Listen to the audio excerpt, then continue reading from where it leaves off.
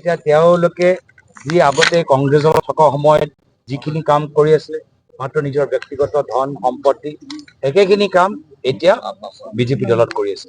তো যিবোৰ কাৰণৰ বাবে মানুহবোৰ কংগ্ৰেছ দলৰ পৰা আঁতৰি গ'ল সেই একে বেমাৰী এতিয়া বিজেপি দলত সোমাইছে আৰু বিজেপি যিদৰে কংগ্ৰেছ দলটোক দুৰ্বল কৰিলে সেইসকলে আজি তাৰিখত তেওঁলোকে বিজেপি দলটোক দুৰ্বল কৰিছে। দেখিবলৈ পোৱা গৈছে এফালে বিজেপিৰ যিসকল সৈতে কিন্তু কংগ্ৰেছৰ ভিআইপি ভিভিআইপি এই ধৰণৰ নেতা কেতিয়ালৈকে আগমন ঘটিব বা কেতিয়ালৈকে আপোনালোকে প্ৰচাৰ অভিযান প্ৰধানমন্ত্ৰী আমি ডাঙৰীয়ালৈ আমি স্বাগতম জনাইছো।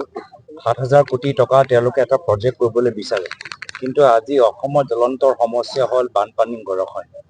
এই ৭,০০০ কোটি টকা আমাৰ মথাউৰি যদি মেৰামতিত খৰচ কৰিলেহেঁতেন মই ভাবোঁ দুখীয়া মানুহবোৰ বেছি উপকৃত হ'লহেঁতেন।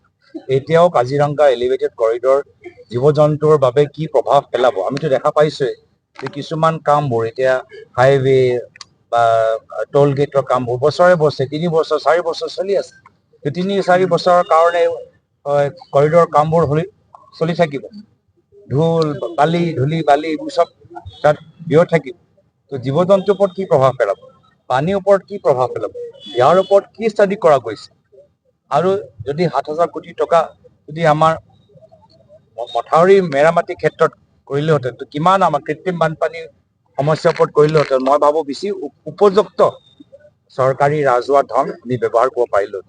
যিয়ে নহওক প্ৰধানমন্ত্ৰী ডাঙৰীয়ালৈ স্বাগতম। যোৱাবাৰ যেতিয়া আহিছিলে প্ৰায়তঃ জুবিন গাৰ্গৰ কথা এবাৰো নক'লে, জুবিন ক্ষেত্ৰলৈ নগ'ল। আমি বিচাৰোঁ যে এবাৰ তেওঁলোকে জুবিন ক্ষেত্ৰলৈ যাওক।